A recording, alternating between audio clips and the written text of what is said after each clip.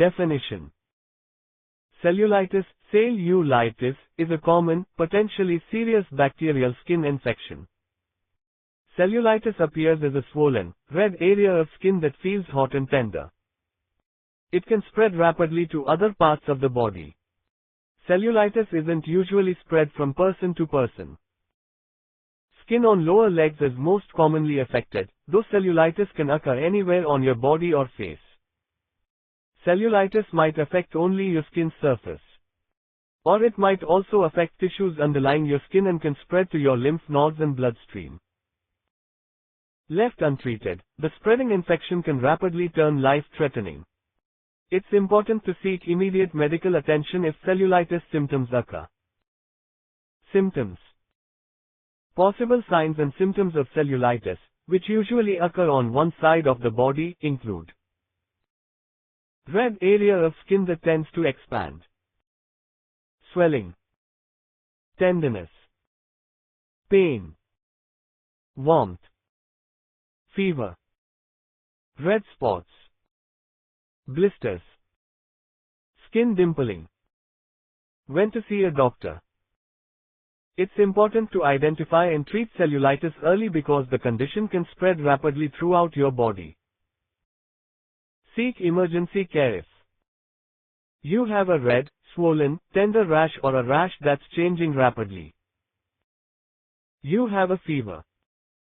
See your doctor, preferably that day. If you have a rash that's red, swollen, tender and warm, and it's expanding, but without fever. Causes.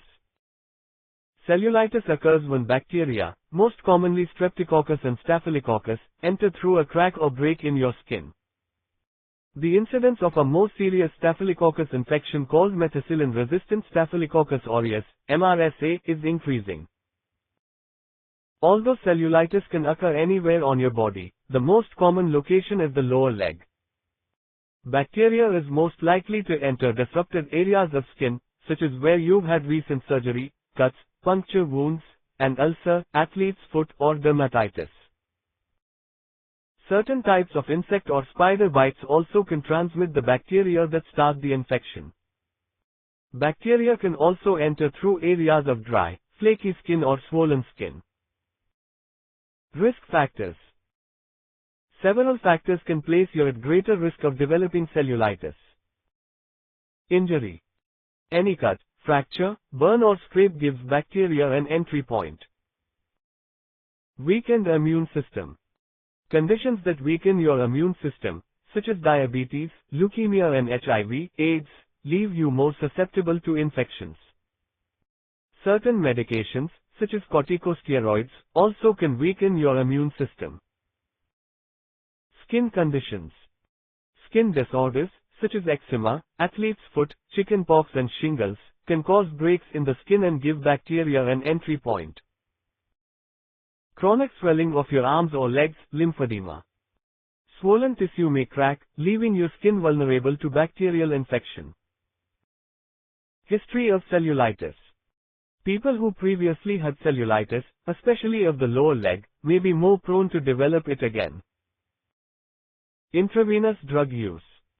People who inject illegal drugs have a higher risk of developing cellulitis. Obesity. Being overweight or obese increases your risk of developing cellulitis and having recurring episodes. Complications. The bacteria that cause cellulitis can spread rapidly, entering lymph nodes and your bloodstream. Recurrent episodes of cellulitis may damage the lymphatic drainage system and cause chronic swelling of the affected limb. In rare cases, the infection can spread to the deep layer of tissue called the fascial lining. Flesh-eating strep, necrotizing fasciitis, is an example of a deep layer infection.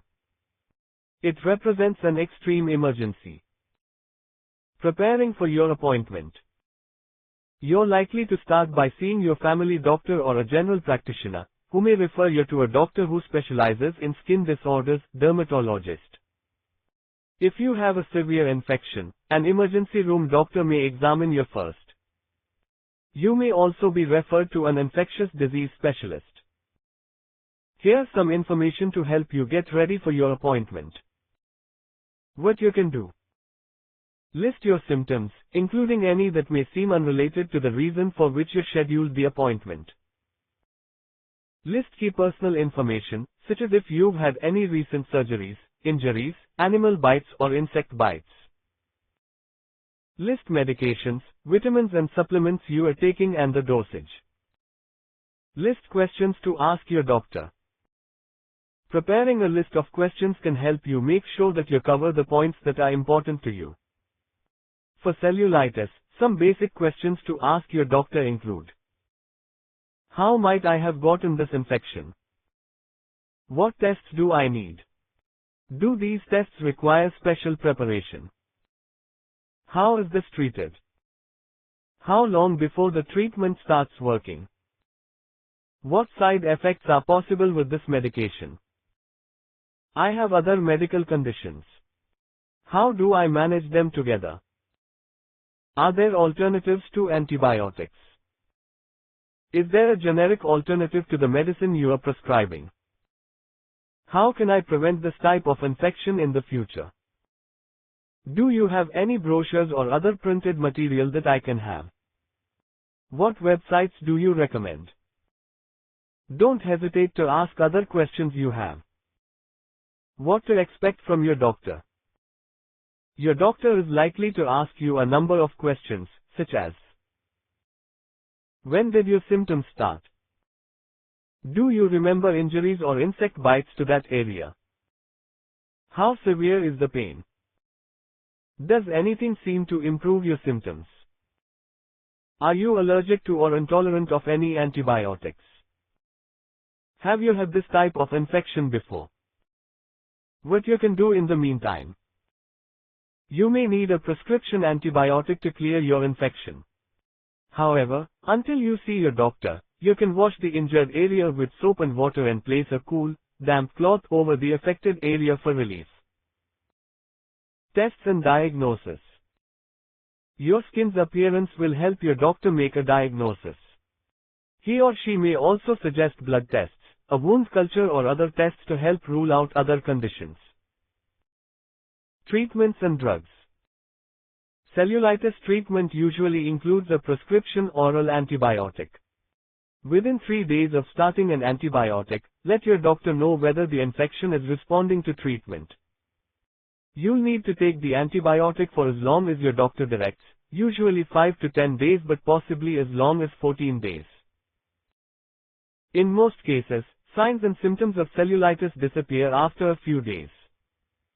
You may need to be hospitalized and receive antibiotics through your veins intravenously if signs and symptoms don't respond to oral antibiotics. Signs and symptoms are extensive. You have a high fever. Usually, doctors prescribe a drug that's effective against both streptococci and staphylococci. It's important that you take the medication as directed and finish the entire course of medication, even after you feel better. Your doctor also might recommend elevating the affected area, which may speed recovery. Lifestyle and home remedies. If your cellulitis recurs, your doctor may recommend preventive antibiotics. To help prevent cellulitis and other infections, take these precautions when you have a skin wound. Wash your wound daily with soap and water. Do this gently as part of your normal bathing. Apply a protective cream or ointment. For most surface wounds, an over-the-counter antibiotic ointment Neosporin, Polysporin, others, provides adequate protection. Cover your wound with a bandage. Change bandages at least daily. Watch for signs of infection. Redness, pain and drainage all signal possible infection and the need for medical evaluation. People with diabetes and those with poor circulation need to take extra precautions to prevent skin injury. Good skin care measures include the following. Inspect your feet daily. Regularly check your feet for signs of injury so you can catch infections early. Moisturize your skin regularly. Lubricating your skin helps prevent cracking and peeling. Trim your fingernails and toenails carefully.